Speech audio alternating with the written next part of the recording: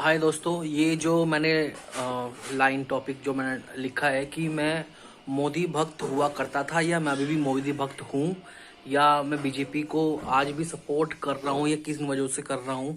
और मैं कब एक्चुअल में वो कब ऐसा टाइम था जब मैं एक मोदी भक्त बना, उसकी शुरुआत हुई और क्या क्या रीज़न थे जब मैंने ये फील किया कि हाँ कि मैं एक अंधभक्त बन सकता हूँ या फिर अंधभक्त का बनना तो गलत बात है, चाहे आपका कोई भी कितना भी बड़ा गुरु हो, अंधभक्त नहीं बनना चाहिए। मतलब फैन कह सकते हैं कि हाँ भाई कब शुरुआत हुई जब मैंने माना कि हाँ भाई मोदी जी गुरु हैं और he is a very good speaker, motivational speaker and many much more for development and all stuff.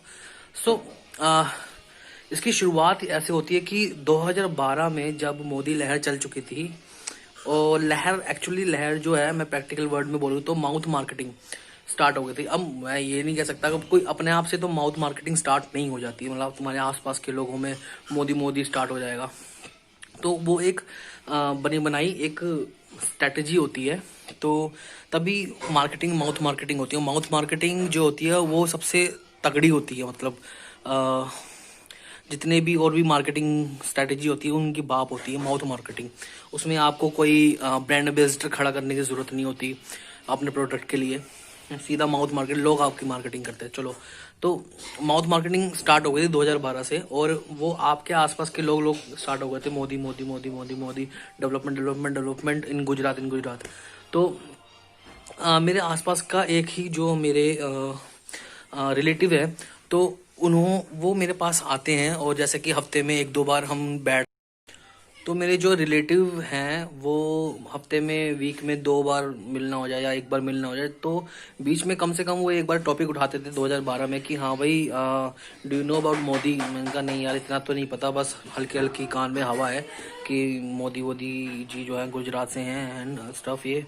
तो उन्होंने बताना शुरू किया उनके बारे में कि हाँ भाई यार, मोदी जो है ना उसने ना गुजरात में बहुत अच्छा नाम किया है ग्रोथ में, और वहाँ के लोगों का डेवलपमेंट किया, वहाँ के स्टेट का डेवलपमेंट किया है, और वहाँ पर 4 या 5 बार वहाँ पर चीफ मिनिस्टर रह चुके हैं। तो मतलब यार ये तो बहुत अच्छी बात है, पॉजिटिव न्यूज़ है, अच्छी बात है, अपने स्टेट डेवलपमेंट कर रहे हैं। तो वो सुनना में अच्छा लगा, बहुत मज़ा आया ना यार, गुड यार, बंदा तो अच्छा है। पर ये भी पता था कि वो जो कंट्रोवर्सी उनकी हुई थी गुजरात के दंगों में, तो वो भी हर किसी के माइंड में था ही मतलब। और फिर उसके बाद जो पॉजिटिव न्यूज़ बनने लगी उनके बारे में, तो मुझे लगा ठीक है यार, इट्स गुड यार। तो बीच में फिर थोड़ा बहुत मैं भी सर्च करने लग गया, थोड़ा यूट्यूब पे, सोशल मीडिया पे भी चीज़ें दिखने लग गई यूट्यूब पे और फेसबुक और ये इंस्टाग्राम, सब चीज़ों पे लाइक, समझ गए ना आप। तो उसके बाद धीरे धीरे क्या हुआ कि मुझे यकीन हो गया कि हाँ भाई ये तो बहुत ही सही बंदा है, मतलब। और मैं ये नहीं कह रहा कि आज वो गलत बंदे हैं, बट लेकिन उस वक्त के माइंड के हिसाब से बता रहा हूँ कि 2012 में जब हवा चलने लगी, 13 आ गया था, 14 आ गया था, तो फिर उस वक्त एक वीडियो वायरल हुई थी क्रिकेट के अंदर यूट्यूब में कि जब राहुल गांधी वहाँ पर स्टेडियम पे आता है तो वहाँ का जो यूथ है ना वो मोदी मोदी मोदी मोदी करता है। तो वहाँ पर एकदम फुल हम सब ने वो वीडियो देखी और मेरे अंदर एक मज़ा सा आ गया था, मतलब एक छाती सी मतलब फूल गई यार, yes this is kind of revolution man in India, कि जहाँ पर हम कांग्रेस ने इतना टाइम तक राज किया, अब पार्टी चेंज होगी और कोई नया बंदा आ रहा है। तो फिर मोदी ने फिर 2013 से आई थिंक 14 के लिए चुनाव के लिए 2013 से 12 से आई थिंक उन्होंने अप फ्रंट आके सामने उन्होंने कंपटीशन स्टार्ट कर दिया और वहाँ पर स्टेडियम पे जा जाके उन्होंने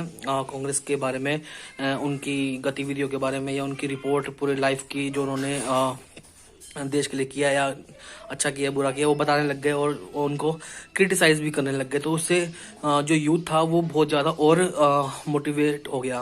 तो जिसमें मैं भी था, आई थिंक, मैं क्यों मना करूं। तो उसके बाद क्या हुआ कि धीरे धीरे फिर उनकी स्पीचेस जो है वो पॉपुलर होने लग गई और एक्चुअल में मैंने ये चीज़ नोटिस करी कि उस वक्त मीम्स बनना शुरू हो गए थे पॉलिटिकल जो लीडर्स होते हैं, और मोस्टली राहुल गांधी पे या फिर कांग्रेस पार्टी पे या फिर कोई भी, मतलब समझ गए ना आप। तो वो जो मीम्स बन रहे थे वो मीम्स कोई पर्टिकुलर जो मेम बनाता है बंदा शायद पता नहीं वहाँ से क्रिएट हो रहा था या फिर उसको स्ट्रैटेजिकली किया जा रहा था सोशल मीडिया पे। एक ग्राफ तैयार किया जा रहा था कि इस तरीके से कैसे किसकी इमेज को मजाक में बना सकते हैं या फिर सीरियस बना सकते हैं। मतलब एक बेवकूफ़ को हम उसकी एक प्रॉपर वीडियो में से कुछ कट करके उसकी कुछ कॉमेडी निकाल के डाल सकते हैं, और वो जो इंटेलिजेंट आदमी वो बेवकूफ़ दिखे, जो बेवकूफ़ वो इंटेलिजेंट दिखे। फॉर एग्जांपल एक डिवाइन के रैप में एक गाना भी है कि तूने मेरा मेम बना दिया पर मैंने स्ट्रगल करके अपना फेम बना दिया। तो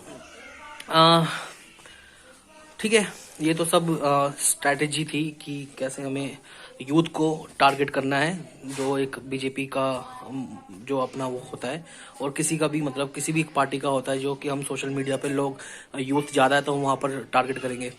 ओके, सो उसके बाद फिर हमें ये चीज़ें बहुत अच्छी लगने लग गई यार, क्या मीम्स बन रहे हैं यार, मज़ा आ गया मतलब, है ना। उसके जब 2014 में मोदी जी आए तो फिर हमारी छाती फूल गई कि यार मैन अब तो कलोल होने वाला, वो अब देश बहुत आगे जाएगा। तो 2014 में फिर जिस तरह से चीज़ें होने लगी, जैसे नए नए कानून बनने लग गए, नए नए कानूनों पे क्रिटिसिज्म होने लग गया, आंदोलन शुरू हो गए।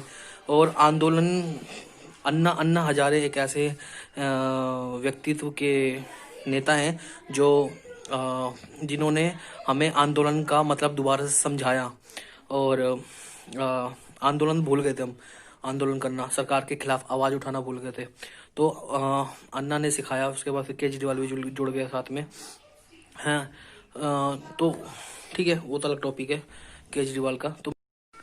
तो मैं आपसे कह रहा था कि फिर अन्ना हजारे ने हमें याद दिलाया आंदोलन नाम की चीज़ होती क्या है, कि सरकार के खिलाफ आवाज़ उठाना होता क्या है। तो वहाँ से फिर एक क्रेज शुरू हो गया था कि अगर सरकार कुछ गलत करती है तो उसके खिलाफ आवाज़ उठाई जाए। जैसे जीएसटी निकाला, फिर एनआरसी निकाला, फिर कई तरह के रूल्स एंड रेगुलेशंस निकाले। फिर अब जाके जब भी कुछ भी निकाला तो उस पर विरोध हुआ, उस पर बवाल हुए, उस पर आंदोलन हुए। फिर उस वक्त भी एक आई थिंक एक स्ट्रैटेजी अपनाई गई, जिसको कहा गया कि अगर आप सरकार के खिलाफ बोलेंगे तो आप गलत हैं। अच्छा, मैं वो वर्ड यूज़ नहीं करना चाहता जो सरकार के खिलाफ बोले। सरकार मतलब आजकल लोग अगर सरकार के खिलाफ जाए तो वो उनको बोल देते हैं देशद्रोही हैं, ये वो है। तो मैं ये कहूँगा कि हाँ भाई, अगर सरकार के खिलाफ जाते हैं तो उनको गलत समझा जाता है, बोला जाता है कि यार नहीं यार ये गलत क्यों कर रहे हैं। तो मुझे ऐसा लगता है कि जब मैं एक मोदी भक्त था, जब मैं बीजेपी के लिए एक समर्पित था, तो मुझे ऐसा लगता था कि यार आई थिंक कुछ ना कुछ ऐसा है कि जो हम सिर्फ एक तरफा सोच रहे हैं, जहाँ पर हम दूसरा पक्ष नहीं सोच रहे। दूसरा पक्ष जैसे कि जब भी आप सबने एक स्कूटर चलाया होगा, चेतक स्कूटर, जिसमें एक न्यूट्रल होता है, फिर पहला गियर लगता है, फिर न्यूट्रल, फिर 2 3 4।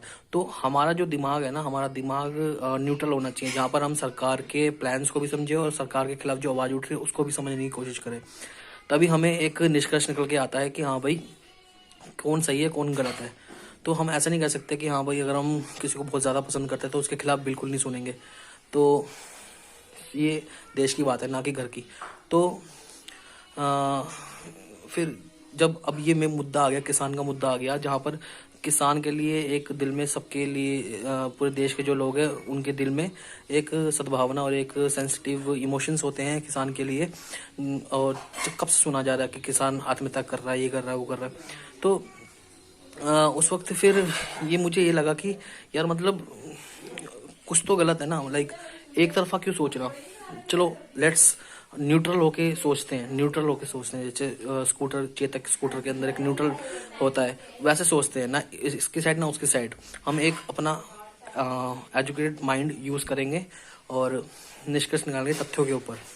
तो उसके बाद से मुझे लगा यार औरों को भी, उनको भी सुना, जो किसानों की स्पीच है जो वो बोल रहे हैं, और सरकार को भी सुना, और इन सब को हटाकर ये देखा कि जो कानून बनाए गए हैं उसके अंदर डीपली गया मैं, और ये चेक किया कि हाँ भाई जो रूल्स एंड रेगुलेशंस बने हैं वो कितने सही और कितने गलत हैं। तो अगर आप चाहेंगे तो मैं अलग वीडियो में निकाल दूंगा कि वो एक्चुअली में वो एसेंशियल कमोडिटीज़ में जो चीज़ें ऐड थी वो अब नहीं है तो उसका क्या नुकसान होगा, या फिर बहुत सारी चीज़ें। तो फिर मुझे लगा कि नहीं यार क्या हो गया, मतलब फिर मेरा जो मोदी और जो अंधभक्ति का जो फेस था मेरा, वो हट गया मेरा दिमाग से। और अब मैं मोदी सरकार को रियली में नहीं सपोर्ट करता।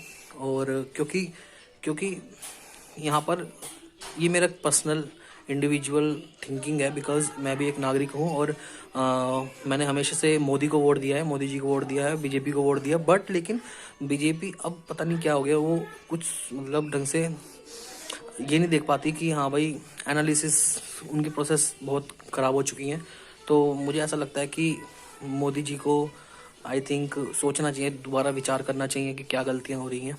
और डेवलपमेंट के नाम पर मतलब जो है वो डेवलपमेंट हो, तो ऐसा नहीं कि सिर्फ डेवलपमेंट हो, मतलब अगर आप वोट दे रहे हो तो आपका भी खुद का भी डेवलपमेंट होना चाहिए, एक इंडिविजुअल का भी डेवलपमेंट होना चाहिए। मतलब देश का विकास हो रहा था तो एक इंडिविजुअल या किसी ग्रुप का डेवलपमेंट होना चाहिए ना। अगर आपका इंडिविजुअल का डेवलपमेंट नहीं हो रहा, देश का डेवलपमेंट हो रहा है, तो ये कौन सा डेवलपमेंट है जो हो रहा है, मुझे नहीं समझ आ रहा। तो थैंक यू। अब मैं मोदी भक्त नहीं हूँ, न्यूट्रल हूँ।